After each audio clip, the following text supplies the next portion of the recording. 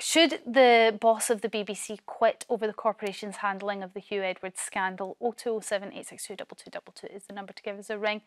Now, the young person at the centre of the scandal has called on the BBC Director General Tim Davie to stand down after it emerged that he had known about the former BBC anchor being arrested in November, but allowed him to keep his job. Now, Tim Davie has defended the decision not to sack Edwards, despite knowing that he had been arrested. What he had been arrested was over the most serious category of indecent images of children. He said that the BBC had taken the difficult decisions in a fair and judicious manner, adding that it would be nigh on impossible for the BBC to recoup money that Huw Edwards had been paid during the period between his arrest and eventually his resignation. So should Tim Davie step away from his role over this, Andy? Well, the BBC has found itself mired in the most extraordinarily complicated HR case, possibly in broadcasting history. And it must have been incredibly difficult for the people working in HR to try and work out how do we follow the rule of law and protect taxpayers' money by making sure that we don't get sued for not following protocol, in spite of the fact that obviously, you know, what had taken place was egregious. I mean, I have to kind of raise my hand here and say that I'm one of the very few people to have been sacked by the BBC. Oh! I was sacked by the BBC for standing up for my principles as a gay man. And it does put it in stark contrast what Huw Edwards was found to have done with the arrests and the allegations, I would argue would put the BBC into quite serious disrepute. So I am surprised to hear that that wasn't considered a sackable offence as gross misconduct. Do you think, because I did read, it was an anonymous BBC staff member, somebody saying that actually if this was anybody else and any other member of staff in the BBC, that they would have been long gone? Well, the BBC guillotine drops pretty fast unless you are considered someone who is high profile and who is one of the gilded few. Now, of course, by the time the arrest became known, as we understand it, by Tim Davie, I believe I'm right in the timeline that Huw was already off air. Yes. Yes. Huw was off air. Yeah. So by that point, I don't quite understand why he wouldn't have been gilded by that point, surely. But I think they would be so frightened by one of their highest paid presenters coming back on them with, you know, with legal proceedings that they thought we have to just follow it absolutely by the book. And I do trust, I'm not bitter about, you know, what happened to me. I do trust that actually what they've done is they followed the letter of employment law. So you think Tim Davie's actually done the right thing here? What I don't like is we live in a society now, if you have to say sorry and you have to resign, as though that makes suddenly, it's a panacea, it's suddenly a cure for what's happened. I don't think Tim Davie resigning is going to change BBC HR protocol. OK, so you actually, maybe they need to do a bit of navel-gazing and looking at... Well, if you're the person in charge, Tim Davie now needs to actually stay at the helm of the ship and sort this the hell out. Danielle, what do you think? I have a huge problem with what I see happening within television, where these celebrities are put on this higher and higher and higher pedestal. And we saw it very famously with Jimmy Savile. We can't pretend that didn't happen. I think that they almost create these monsters. And I think it's because it's such an elite job and it's such a, you know, we work in this industry, we know, don't we, how hard it is to get work and to keep working and to be relevant. It's very difficult. And they build these people up and they give, and they become almost like a monster.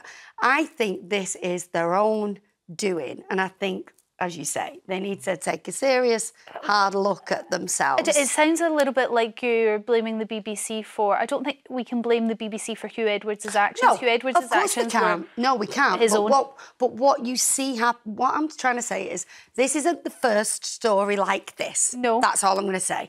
There are a lot of other stories. But we have had stories where people have been accused of things and then found to be completely innocent. Obviously. And the way our system works is that you are innocent until Kelly and situations like that. I understand. Proven guilty. Yes, I understand. And therefore the BBC had, I suppose, a duty of care to Huw Edwards. Yes. And I'm very much... To not make assumptions. Until proven guilty, because nowadays you're guilty until you prove yourself innocent. I completely agree with that. However, there's a pattern, whether we like it or not. And I think that the reason that these people in high up positions are paid so well is because there's an element of responsibility. You're not in that position, you know, not because you you know, cleaning up the floor. I'm not trying to offend anyone, but there's a reason that you put in this very senior position. So, no, of course, one person is not responsible, and you're not responsible for your whole workforce and how they behave. Of course you're not. However, you know, when a pattern emerges, as you've said about the HR, you need to look at what's happening here, because it upsets people. I suppose no one wants to see it happen over and over again. I suppose I mean, the young person has said that where Tim Davie, I suppose, may be responsible is the length of time it took from when they made the complaint to senior management hearing about it. There seems to be about a 2-month gap between those two things happening, which seems like a long time. Diane from Turvine, what's your view when it comes to Tim Davie here? Should he step back over this? Hello, Storm. Hello, panel. Yes, he should he should resign. Yes, definitely. And Huw Edwards, right? He should give back his money, like everybody said. Give back that money, his salary, and also his pension. His pension should be stopped straight away now. And I said that's just the way to go. I said, you know. I think the problem with the pension is to do with legalities, and absolutely Huw Edwards should potentially give that money back, but that might be the moral decision to make. But as we've seen, maybe his moral compass might not be pointing in the right direction, Diane, so I don't think we can expect that anytime soon. As for Tim... Yeah, sorry. Can I just say, I'm sorry. All I can say was they knew about him a long time ago, even before that case was brought with that boy and everything. You know, you don't work with somebody and, you know, you've been here for years. You don't know, you know how to speak, how his behaviour was around you. I don't believe none of that. They just do it to say, they hope it'll never come out, or they, you know, to save his skin. You know, it's the same with, I don't want to go off on the subject, but it's the same as the post office, that poor vulnerable, you know. She should, I don't know what she's doing, being on bail now. Put her in jail, throw away the keys. She knew what was going on. I mean, if she's trying to save his skin, no. I have to say, sorry, I'm sorry to cut in, Diane. On the Bible, she might as well have... As a former Hold on, Diane, you have gone slightly off topic. As a former TV reporter and newsreader for the BBC, who worked with and around Huw Edwards, he was, a charming guy to work with. He was held in hugely high esteem by the corporation. And the BBC has been put in a position where someone I don't think they did have any forewarning that there would be these skeletons in the closet existed. It's all burst out. And how do you cope with that? Maybe retrospectively it's impossible. Perhaps it's time to renegotiate contracts with talent to say, if you bring us into disrepute to an extraordinary degree, if you are arrested for a crime, perhaps any crime, then you must forfeit your pension. That then does become, oh, well, that's interesting, to forfeit your pension. That does become quite difficult because then you can get aggrieved people bringing cases to you that are completely unfounded and absolute nonsense but sound terrible. You're arrested, or your whole world falls apart because this person doesn't like you, and then it's proven that you're completely innocent and this person had constructed the whole thing all along. I mean, that's not beyond the realms of something like that happening. And I wonder whether that's how you... That's how you can go forward. I'm not sure. We do live in a world that's dangerous now with, kangaroo courts making decisions on whether someone's guilty and what the context is as to what someone's done before the facts come out. And you're right, that is dangerous. But I'm very worried about the BBC and its reputation and people continuing to support what I think is an important institution in this country, even though it sacked me. I fully support it. And it worries me. These are so discrediting stories and they just keep coming. So you said that Tim Davie needs to stay in order to sort out the mess. Where was the mess in your view in this situation? Where did the BBC go wrong? Because I wasn't inside the process, I at the moment don't necessarily see that they went wrong. It's bad PR, it's terrible PR. I think the BBC is in an impossible situation. The bad PR is unavoidable. How does a corporation address this without getting flack? What they need to do is be calm, stick to employment law and try and get through this, in the most sensible, reasonable, calm way they possibly can. I know people are understandably shocked and angry, but that doesn't necessarily mean that a quick knee-jerk response is going to solve it. I don't think Tim Davie stepping down is going to solve anything at all. No, but where do you think, Danielle, that the BBC have went wrong? Because you think Tim Davie should step down. For what reason?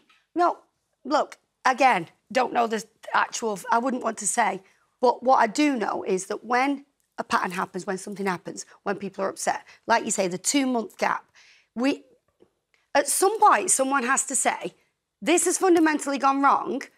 We accept that.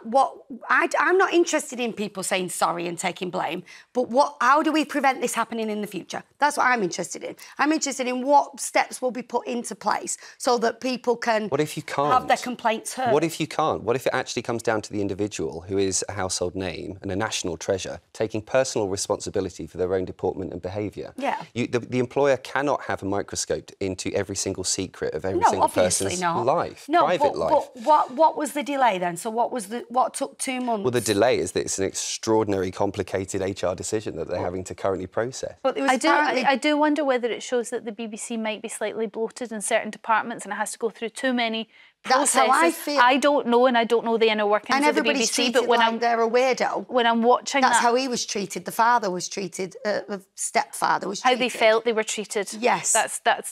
Yeah. It's always one person's view over another person's view. I would quite like to know whether the bosses of the senior management at the BBC asked Huw whether he was guilty of it or not, in order to get some sort of insight into what direction they could have taken. I don't know whether that would have mattered legally and whether they would have still had to pay him in order to keep themselves safe. I don't know, but there are certain questions that I think could have been asked. I think, as you say, there are rules in place that far outweigh what we could sit here and discuss. There's a reason that things are put in place, and it should be done legally and properly and through the proper channels. Of course it should.